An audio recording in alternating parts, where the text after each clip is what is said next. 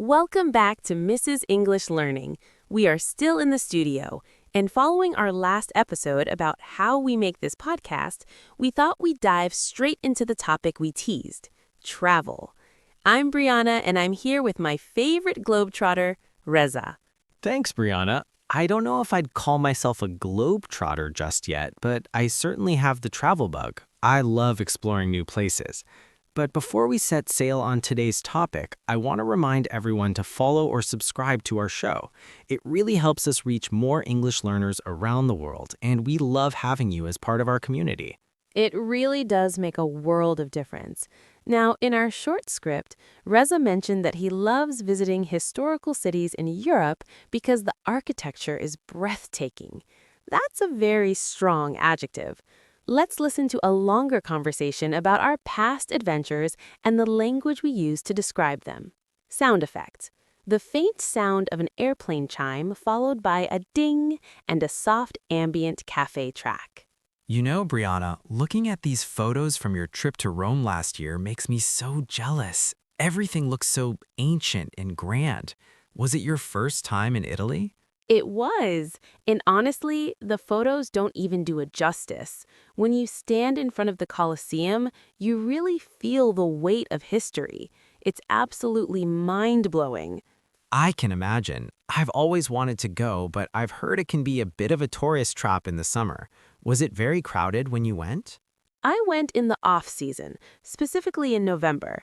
It was much quieter, and I didn't have to wait in line for hours.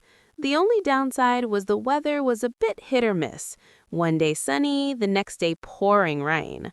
That's the risk you take, but I bet the food made up for it. In the script, you mentioned the gelato was incredible. Did you find any hidden gems? Oh, definitely. I tried to stay away from the main squares when I was hungry. I found this tiny family-run trattoria down a side street. No English menu, just amazing homemade pasta. It was the highlight of my trip. That's the best way to travel, getting off the beaten path. I did something similar when I went to Japan. I spent a few days in Tokyo, which was a total sensory overload, but then I took the bullet train out to the countryside. Oh, I've heard the countryside there is so picturesque. Was it a big culture shock for you?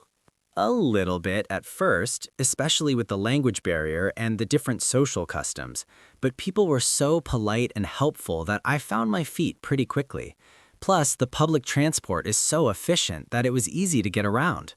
I think that's the best part of traveling. It broadens your horizons. You realize that there are so many different ways to live and think. Absolutely. It really puts things into perspective. That was such a fun conversation. Let's look at some of those descriptive words. I said the photos didn't do it justice. This is a great idiom. If a photo doesn't do something justice, it means the thing is much more beautiful or impressive in real life than it appears in the picture. The photo isn't good enough to show how great the reality is. And I called the Colosseum mind-blowing. This is a very casual way to say something is so amazing or surprising that it's hard to believe. It's like your brain is exploding with wonder. On the other hand, I asked if it was a tourist trap. A tourist trap is a place that is designed to attract many tourists and often charges very high prices for things that aren't actually very good. Think of a restaurant right next to a major landmark that sells expensive frozen pizza. Exactly. To avoid those, I went in the off-season. The peak season is when everyone travels, like summer or Christmas, and the off-season is the quiet time of year when prices are lower and there are fewer crowds. You also said the weather was hit or miss. If something is hit or miss, it's unpredictable. Sometimes it's good, a hit, and sometimes it's bad, a miss. Now, Reza, you used a beautiful phrase, off the beaten path. Yes, a beaten path is a road that many people have walked on. So if you go off the beaten path, you are going to places that are not popular with tourists. You are exploring the quiet, local areas. And you described Tokyo as a sensory overload. This is when there is so much to see, hear, and smell all at once that your senses feel overwhelmed. Bright lights, loud noises, many people, that is a sensory overload.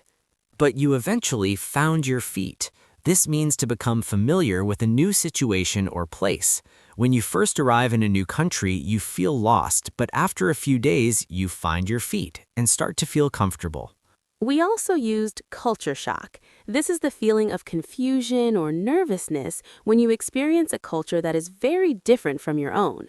And finally, we said travel broadens your horizons. This means it expands your knowledge and your way of looking at the world.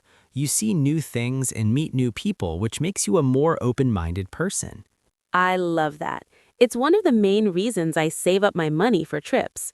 Speaking of horizons, we have 3 more scripts to go in this series. We'll be looking at grocery shopping, finding lost items, and finally, winding down at the end of the day. I'm looking forward to them.